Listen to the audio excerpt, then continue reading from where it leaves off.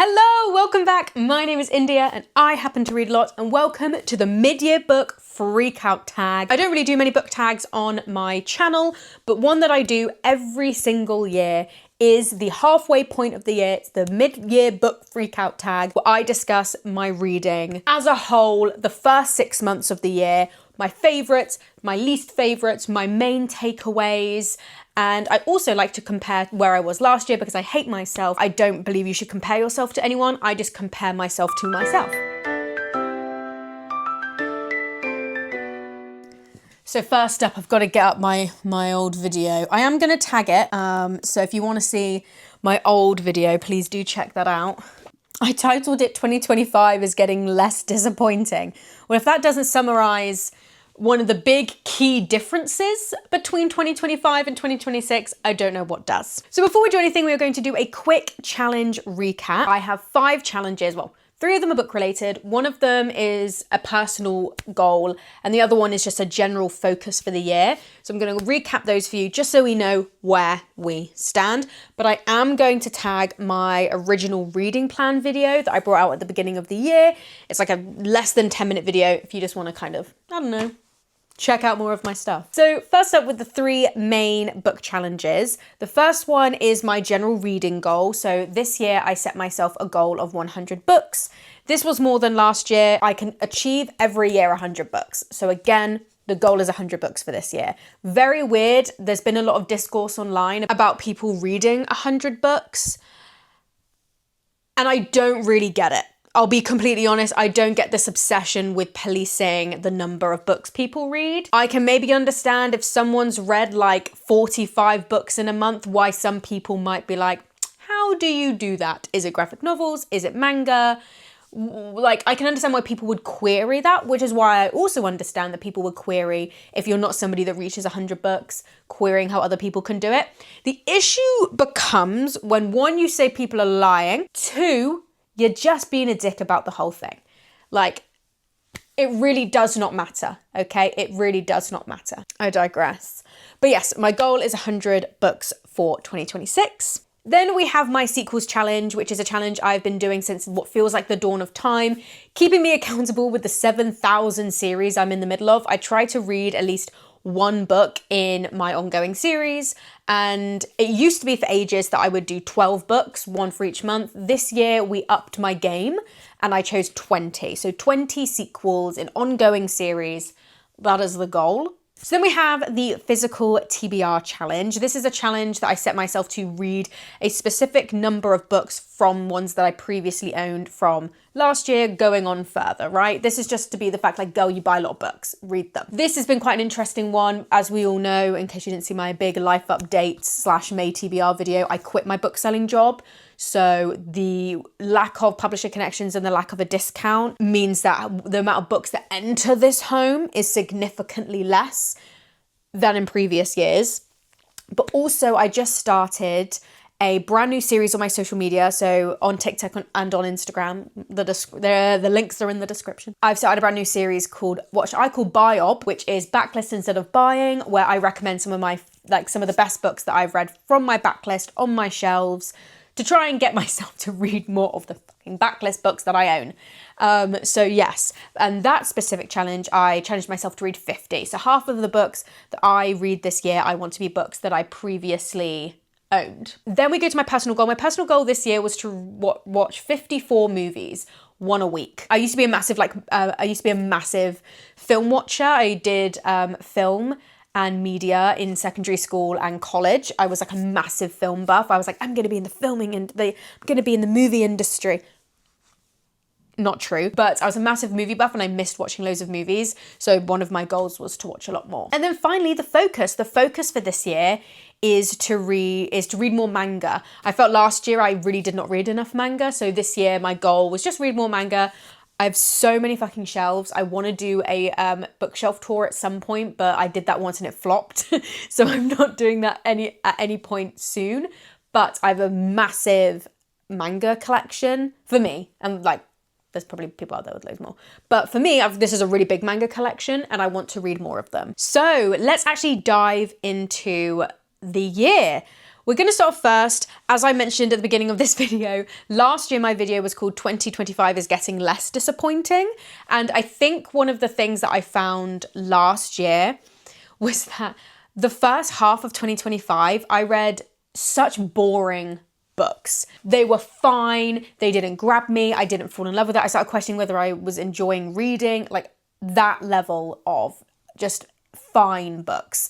And this year has been completely different. I have read loads of books that I've just absolutely loved, or just solid, good quality books. Even if they're not like 5-star, blown out of the water favorites, they're still solid 4 stars, incredibly well written books. And I think that's one of the takeaways, is that this year, 2026, has just been a better quality element of reading. I've been enjoying it a lot more. I've been reading more of the things that I want to read. I have just, I don't know, my relationship to reading this year, probably because it's now no longer literally my entire life, has been such a fun reading experience. So I think that's my main takeaway from this year, is that reading has been fun this year.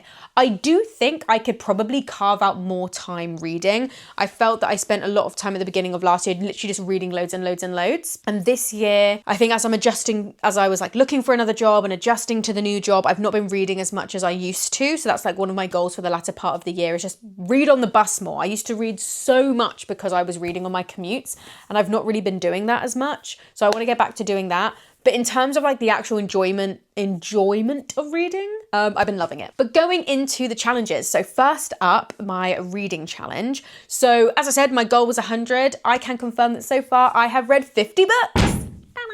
Turns out, despite the fact that I'm enjoying a lot more of I'm reading, I've actually read 3 books less than last year. Last year I read 53, which is actually quite shocking, because when I think back to my 2025 reading, I really feel like I didn't actually read that much. And I felt like I read more this year. Absolute fucking lie.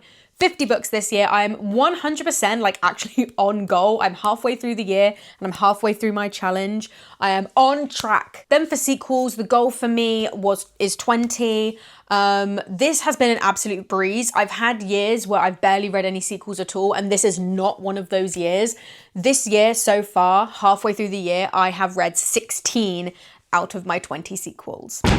That's good bloody going. And also what's amazing is I think I have 60 ongoing series at the moment. I have them all logged on my story graph. So I've actually only read like 27% of the amount of series that I've got going on, but 16 is really, really good. Then moving on to my physical TBR challenge. And again, we are just doing really, really well with these challenges this year. My goal was 50, and I have read, as of yesterday when I finished my last book, I have read 25 books. So again, halfway through the year, halfway through a challenge. I am on pace to reading 50 physical TBR books by the end of the year. It's just so far looking very fucking good for me and my goal. But last year she beat me. She beat me again. Last year I read 26 books. Then we move on to the kind of prompts that come with the tag, which is always really good, and it's time to shout out some books. So first up is the best book that I've read so far this year. And this book I read in February, so very, very early doors. Normally my favorite book of the year tends to arrive around May time. Consistently, I've read my favorite book of the year in May.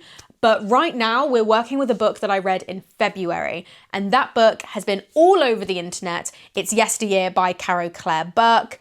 A lot of people have been reading this. I very generously was given a copy by the publisher. Loved just the premise of it straight away. I love the idea of, I like when books critique social media. I'm a massive social media fan, but I love when books critique social media.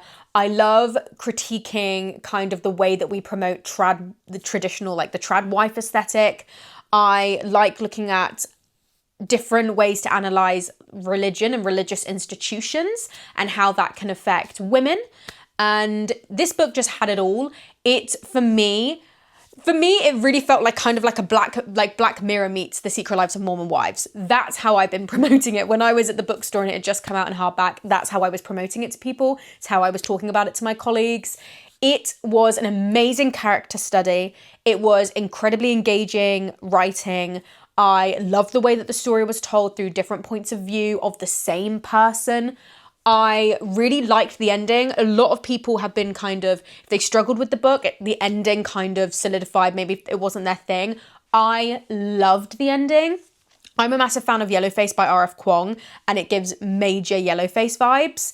And yeah, it was just overall a great book, and I really, really loved it, and I've recommended it to so many people, and I'm not even kidding you. Every single person that I recommended that book to that I knew personally texted me when they finished it and went, this book is bloody great. Thank you for letting me know. And like, that doesn't happen with every single book, you know? Big fan of Yesteryear. I will be shocked now, and I'm going to say it for video evidence.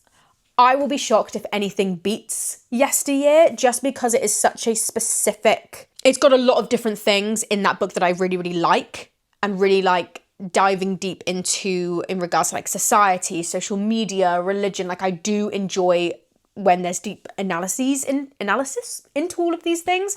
So it'll be quite hard, I think, now. The only other book that I think could make the top is the final Off the Ice book, Embrace, or the second Robert Jackson Bennett's A Drop of Corruption, which I haven't read. But I have a feeling, and I'm gonna put it to you, that I have a feeling that I am going to love Yesteryear the most. Yesteryear, I think, is going to be my favourite book of 2026. Talking about Bal Khabra, I cannot shut up about this woman's amazing romance sport series. We have the best sequel that I've read so far this year, and that has to go to Revolve by Bal Khabra. This is the third book in the Off the Ice series. This is... Oh my God, I didn't explain what Yesteryear was about. It's been all over the internet. I ain't explaining that. The Off the Ice series is very similar. Like if you love Off Campus, the TV show or the books, just watch this. The books, Bal Khabra's Off the Ice series is way better, and I don't care what anybody says, than the Elle Kennedy books. I have yet to watch the TV show, but I've heard amazing things about the TV show, so I'm just going to watch that and not read the books. I've heard a lot of not great things about the books. Scrap that and read Bal Khabra's Off the Ice series. This is an incredibly diverse hockey series, university hockey series, and Revolve specifically follows a member of one of the hockey players. It follows very similar to Off Campus. Each book follows a different hockey player on this team.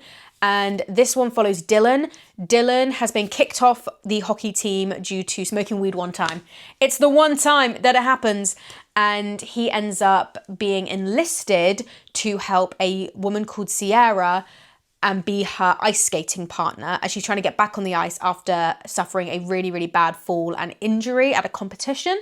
And they have to work together to get her back on the ice, start competing. She wants to get towards the Olympics, and they fall in love in the process. I said it's an incredibly diverse romance series, and then I give you two white people. Trust me, it is diverse. It's just unfortunate that the most recent book in that series that I've read has two white people on the front cover. It is a diverse series, okay. But yeah, it's really, really good. For me, there's great mental health representation. I think Bal Khabra just writes some of the best romantic chemistry ever. Like, I feel like the pages are sizzling when I'm reading it. There is that much chemistry between the characters. I always go on a rant, but like her side characters are so good, and I say it once and I'll say it again.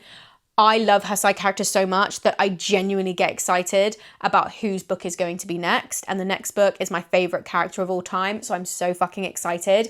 I truly, truly, truly feel that if you have not gotten to this sports romance series, you are just majorly missing out. Like, I cannot begin, like, I'm just like, I need something to crawl out of my chest to have a physical embodiment about how much I love this series. It is my favorite romance series of all time. It's my favorite sports romance, but overall my favorite romance series. I really, really, really doubt I'll ever read a romance series that I love as much as the Off the Ice series. I've got both of my friends, Vic and Bex, reading them. They love them so much. We are so excited to read Embrace when it comes out. Just 10 out of 10. And I'm just saying it to all the off-campus girlies that have loved, or Heated Rivalry. It's not gay, but if you're a fan of Heated Rivalry, if you're a fan of off-campus, just read this fucking series. I beg. Then we have a new release that I'm really excited for. So there's two. One, which you know, which is Embrace by Bal Khabra, because I won't shut up about Bal Khabra. Absolutely amazing. It follows Kian Ishida, who is my favorite of the boys in this series. And he falls in love with the coach's daughter, who happens to be Sierra's best friend from book 3. Incredible. You know how much I love this series. It comes out in August. I am genuinely so excited I could cry. But the other one that I'm really excited about is The Silent Appeal by Janice Hallett. Oh my God, I can show you. I actually have it here. The Silent Appeal by Janice Hallett. This is the second book, well, technically third, because she brought out a Christmas novella, but it is the third book, but technically second. There's a whole thing. It's the third book in the Appeal series. The Appeal was the last book that I read before I secured my bookselling job, and was also one of the books that secured me my bookselling job because it was a book of the month, which I spoke about in my job interview. So, big fan. I've actually met Janice Hallett. I have all of my Janice Hallett books signed. She is one of my all-time favorite authors, all-time favorite mystery authors, all-time favorite author in general. Every year, my friend and I, John, just get excited about her books. We love her so, so much. And yeah, last year I got the opportunity to meet her, and she's super, super lovely, and she's really nice. And it was just an amazing experience to meet her. But The Silent Appeal, I'm so excited. It is the follow-up book in her series, The Appeal. It follows an amateur dramatics group who are putting on a play to raise money for the church roof to be rebuilt. And there is a bunch of different things going on. There is a family that are trying to raise money for their granddaughter's medical bills because she's going to America to go under some new treatment for this brain tumor that she has. There's this nurse that's just recently moved into the village that has like this weird friend who kind of could be a stalker. It's all really good. There's so many different plot threads, but at the center of the story is this character has died, and you are reading through a dossier of emails, text messages, transcripts of evidence to try and find out who murdered the victim, right? And it's really, really cool because you kind of feel like you're sifting through evidence yourself, and it isn't reading like a normal story. It's an epistolary novel, which is like one of my favorite forms of writing. The Correspondence just won the Women's Prize, and that is an epistolary novel. They are my favorite kinds of books. I love them so much, and Janice Hallett is the queen of them. And The Silent Appeal is just a follow-up. It's the same amateur dramatics group. They're putting on a new play. They're putting on The Hollow by Agatha Christie, which ironically I'm taking on holiday so I can read it before I read The Silent Appeal. But that's all I know. Literally, all I know is that it's a Janice Hallett book, it's a sequel to The Appeal, and that it involves Agatha Christie in a small way, and I've not read anything else. So I'm going into it knowing barely anything else. I'm doing my pre-research. I'm reading The Hollow, which ironically just happened to be the next book in the Poirot series I was reading. But I'm so bloody excited, and I have it in my hands, which is even better because, I love this series so much. Janice Hallett is a queen. Then we have Biggest Disappointment, and I was umming and ahhing about what to choose, and I'm gonna double check because I'm pretty sure the biggest disappointment that I chose last year is the same as this year. But my biggest disappointment this year was Snow White with the Red Hair by Sorata Akiduki. This is a manga series that is very, very loosely inspired by Snow White's Snow White story. And this one we follow Shirayuki, who is a woman with bright red hair, which is unheard of, like not ginger, like bright red hair in the kingdom that she's in. And through a bunch of different crazy means, she ends up training to be an apothecary at the neighboring kingdom's castle, and she's fallen in love with Prince Zen, who is the second prince of the kingdom, right? And it's their romance, and also following her as she's learning to be this apothecary. And at first, it was really, really good. Like, I was falling in love with the characters. I thought it was really good fun. And then I hit the 4th volume, and I just stopped caring. I liked the romance. I thought the romance was great, but it's probably the first time I've ever been like, I just want a manga to focus on the romance, because normally I'm like, yeah, the romance is fun, but like, I want the wider world, and I want like the mystery of the courts. And in this one, I was like, I don't care about anything. I just want the romance. And I just found myself literally just like bored reading it. And then earlier this year, I read volume 5, and volume 5 was the last chance for this one. I was like, I've read 5 volumes. If it's still not grabbing me by 5 volumes, I'm not giving this series any more of my money. And I read the 5th volume, and I just felt nothing towards it. Like, absolutely nothing. Like, yeah, the romance elements were nice, but then they split up the main couple, and she's in a different kingdom, and it's like, oh, what's going to happen between her and this guy? And I was like, I don't care. I'm sorry, I don't care. Which is such a shame, because the series started off so strong. But yeah, I think I'm more disappointed less in the series and more in the fact that it really just didn't leave an impact on me by the end of it. And I ended up getting into a bunch of arguments with people on Vinted because I was trying to sell all 5 volumes. And then everybody either wanted me to severely reduce the price, or only sell them volumes like 2 to 4 or 2 to 5. And I was like, no, I just want to get rid of all of them. Take the whole thing. No, I just go on a rant about how shit and disappointing the first half of last year was. So there we go. Then we go to biggest surprise. Now, biggest surprise for me this year was it's a subgenre of a genre that I have been recently, just absolutely in the last like 3 years, been obsessing over. But there was a certain subgenre of this genre where I was like, guys, I'm not going to read it. I'm sorry. It's not for me. I'm not going to read it. And then I read one and was like, wow, this is actually good. And I could be convinced to read more in this subgenre. So the genre that I'm talking about is romance, and the subgenre that I'm talking about is dark romance. That is my first dark romance book that I've ever read. I have another one from Smut and Sip, which is Wrath of the Exile, which is the follow-up book, which is another dark romance. I wouldn't say after reading this book, I'm going to run and read 10,000 more dark romances. What I'm going to say is I went into this really expecting to not like it, and being so surprised by how much I loved it. And that is Of Ink and Alchemy by Sloane St. James. This is maybe in the grand scheme of things, a more tamer dark romance. And I have a limit with the romances that I'll read. And there are certain things in dark romances that if I see that's in it, I ain't reading it. In this one, you have Kelly and Logan. They've been friends for years and years and years. Logan's been obsessed with Kelly this entire time. Kelly's grieving her father, and who recently passed away, and is working in his tattoo shop. They're all tattoo artists, and I loved the tattoo artist element of this story. It was so good. And Logan's been obsessed with Kelly for a really, really long time. He's never acted upon anything. He's been waiting for the moment that she's ready to kind of stop like dating freely and date seriously for marriage, and then he was going to swoop in, and she makes that decision, and she's dating this really boring guy, and he basically starts setting everything up to break them up. I went into this thinking this man is a stalker. Now, there are definitely things in that book that if a man did that, not for me. I can, to a certain element, compartmentalize fiction and go, well, this is a book, so this isn't real. I do have a limit. In this book, it didn't really reach that element because I think Sloane St. James went about writing Kelly's point of view and the communications between Logan and Kelly to be very, in my opinion, kind of handled very well. There are certain elements in this book where I'm like, cool, that's crazy as hell. That's insane. But then it's openly discussed and shamed by other characters and the love interest, and openly discussed. And then I was like, okay, cool. I don't hate this as much because of the follow through that the writer adds to it. It's not like, oh my God, he's so crazy, I love him. It's like, whoa, hold the brakes. And for that reason, I think that's why I enjoyed it so much, is it's not like, oh my God, he's so crazy and dangerous. It's like, no, let's discuss this behavior. Alongside that though, there is also a really, really interesting kind of stalker mystery that I really, really enjoyed. I thought he was the stalker the entire time.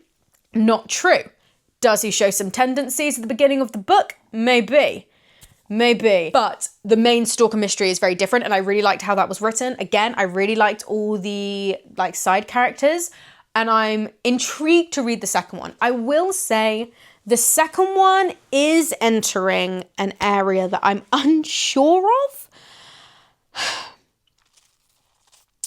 And it makes me nervous. Like, when I was reading Of Ink and Alchemy, apart from one key bit, everything I was like, okay, you could say you're being a really overprotective friend right now. Apart from one big thing, which is like crazy, but that gets discussed, and I think it's handled really well. In the next book, I don't know.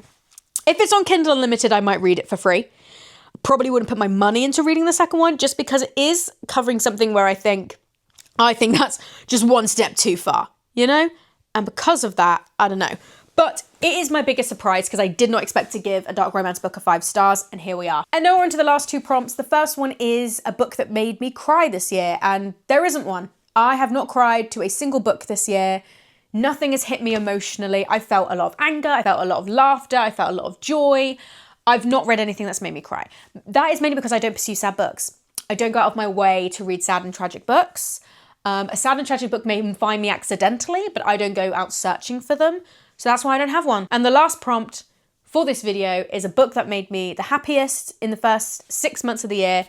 And I would have to say it has to be a whole series. Please check out my full series review.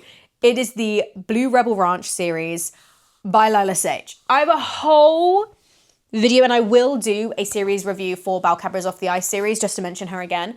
But I did a full series review of the Rebel Blue Ranch series, which is a contemporary cowboy romance series following members of this American farming family. And it was such a roller coaster of a ride, but I had so much fun reading the series. I had so much fun discussing it with my friends. I had so much fun filming the series review video. I enjoyed the side characters. I enjoyed the romances. I'm excited in October. I'm going to be reading her soul searching book. I just had such a great time. And when I read the author's note in the very last book, like, I got a bit choked up. Not enough to cry, but I got a bit choked up about the series. And I realized that, like, the Rebel Blue Ranch series in all of its craziness is going to have like a little special place in my heart because of how much I really enjoyed the whole reading experience. So yeah, for that, I'm going to have to choose the Rebel Blue Ranch series. And I know Olivia's watching, so I'm going to shout out and say my friend Olivia did not enjoy Done and Dusted. She keeps saying I need to stop mentioning how much she didn't enjoy Done and Dusted in my videos. So Olivia, if you've gotten to this part of the video, love you girl, I had to bring it up again. And I always will every time I mention Done and Dusted. But thank you so much for watching. Please like and subscribe and all that fun stuff. And yeah, if you want, let me know your favourite and least favourite books you've read so far this year, or anything that you've taken away from reading in 2026 so far. Yeah, that's all I've got to say. Bye.